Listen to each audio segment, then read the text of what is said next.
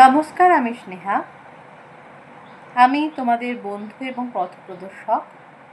আজকে আমি ভিডিওর মধ্য দিয়ে দশম শ্রেণীর সংস্কার বৈশিষ্ট্য পর্যালোচনা চ্যাপ্টারটি আলোচনা করব। চ্যাপ্টার শুরুর আগে বলে রাখি, চ্যাপ্টারটা খুব গুরুত্বপূর্ণ চ্যাপ্টার এবং এই চ্যাপ্টারে আমরা শিখব 19 শতকের বাংলার সমাজচিত্র কেমন ছিল। বলছে 19 শতকের বাংলা তথা ভারতের বিস্তীর্ণ অংশে বিদেশি ইংরেজদের সাম্রাজ্যবাদী শাসন সুপ্রতিষ্ঠিত হয়েছিল এবং সেই সময় আমরা জানি যে পাশ্চাত্য সংস্কৃতির বিকাশ ঘটে, ফলে মানুষের মধ্যে দেশপ্রেমের প্রতি প্রগাঢ় দিক বেশি হয়ে ওঠে। এখানে প্রশ্ন হতে পারে যে মানুষ দেশপ্রেম কিভাবে পাশ্চাত্যের শিক্ষার সঙ্গে যুক্ত। পাশ্চাত্যের শিক্ষা ভারতে আনার পক্ষে প্রথম যিনি সওয়াল করেছিলেন বা যার মধ্য দিয়ে আমরা ভারতে এই পাশ্চাত্য শিক্ষা বিকাশের ধারে তিনি হচ্ছেন রাজা রামমোহন রায়। রাজা রামমোহন রায় তার এই যে কার্যকলাপ সম্পর্কে আমরা অবশ্যই অবহিত রয়েছি। যখন ভারতে পাশ্চাত্য শিক্ষা আসছে, তখন মানুষের মধ্যে ভাবধারা গড়ে উঠছে এবং এর পাশাপাশি মানুষ তখন নিজের অবস্থানকে বুঝতে পারছে।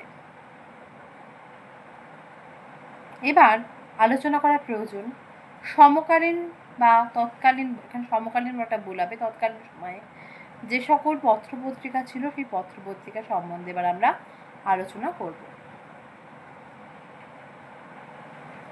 পত্রপত্রিকাদের মধ্যে যে সকল পত্রিকা বেশি গুরুত্বপূর্ণ হয়ে রয়েছে, বিশেষত নারী শিক্ষা প্রসারের হেতু যে পত্রিকাগুলি আমাদের রোমন্থন করতে সাহায্য করে এবং যে সকল পত্রিকাগুলির মাধ্যমে নারীদের মধ্যে নারীর সচেতনতা বৃদ্ধি হয়েছিল, নারীরা নিজেদের বক্তব্য খোলাখুলিভাবে প্রকাশ করত প্রবন্ধ আকারে যে পত্রিকার মধ্য দিয়ে, সেই পত্রিকায় ছিল তৎকালীন যুগে বামাবোধিনী পত্রিকা, যেটি সম্পাদক ছিলেন উমেশচন্দ্র দত্ত।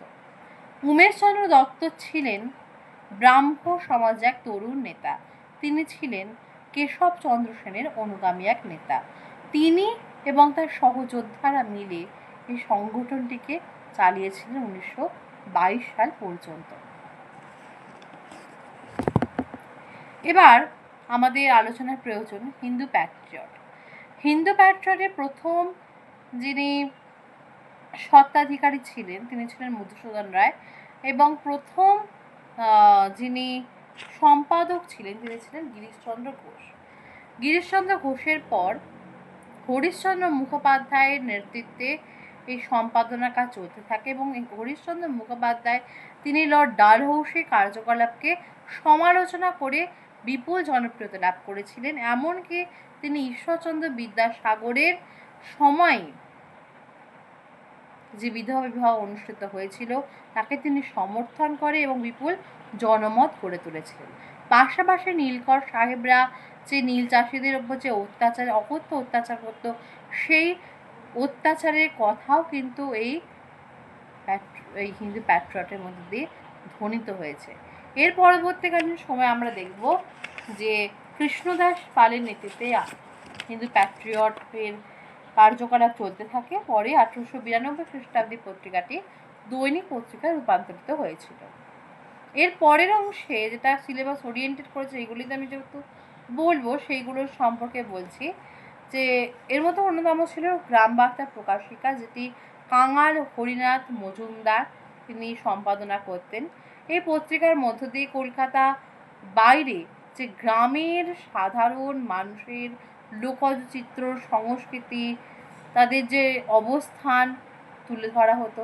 পাশাপাশি নীলকর সাহেবরা যে অত্যাচার করতো, অকথ্য অত্যাচার করতো, নারী জাতির উপর যে শ্লীলতাহানি করতো, সেই সমস্ত বিষয় কিন্তু এই পত্রিকাতে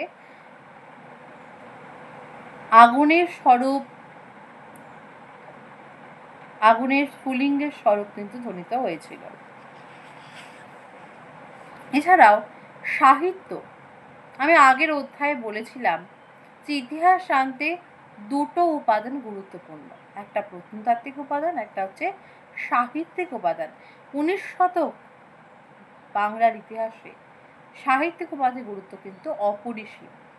এই সময়ে হুতুম প্যাঁচার নকশায় নীলদর্পণ নাটক বিশেষ গুরুত্বপূর্ণ অংশ অধিকার করে রয়েছে।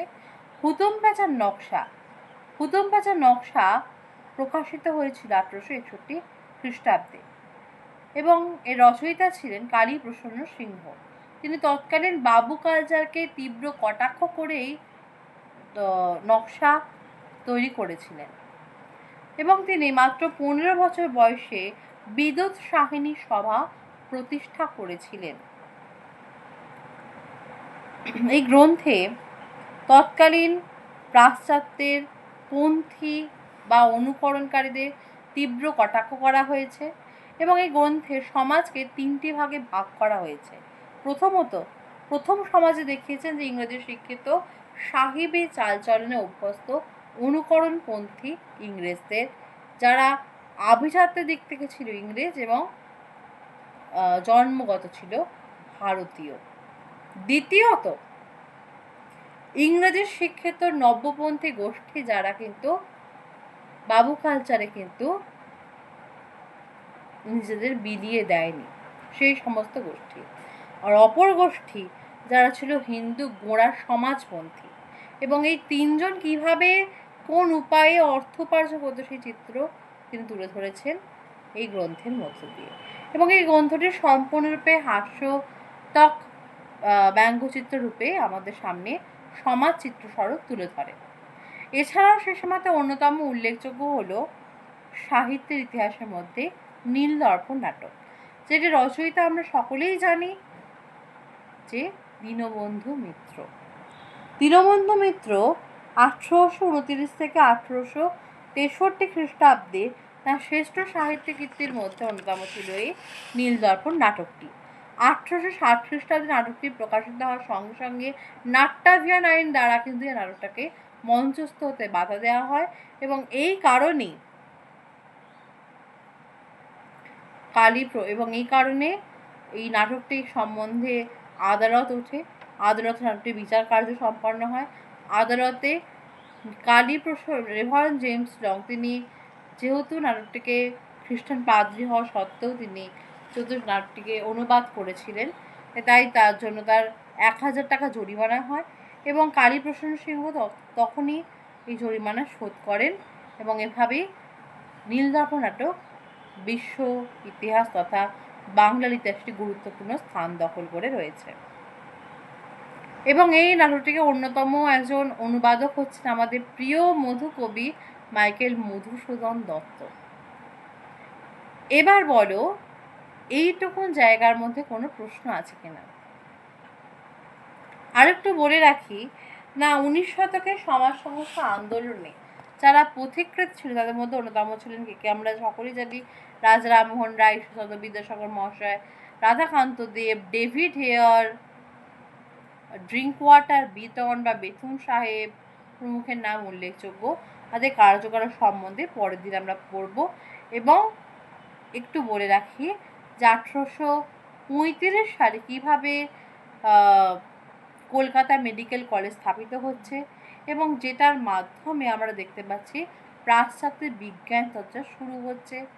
মানুষের মধ্যে যে সমস্ত কুপ্রথা ছিল সেগুলো আস্তে আস্তে বিলীন ঘটবে এবং সেখান থেকে আমরা দেখব 1835 খ্রিস্টাব্দে থমাস ব্যাবিংটন মেকে যখন প্রাচ্যবাস্য দ্বন্দ্বের এটাকে নিঃশেষিত করে প্রাচ্যদিকা বিকাশ ঘটবে।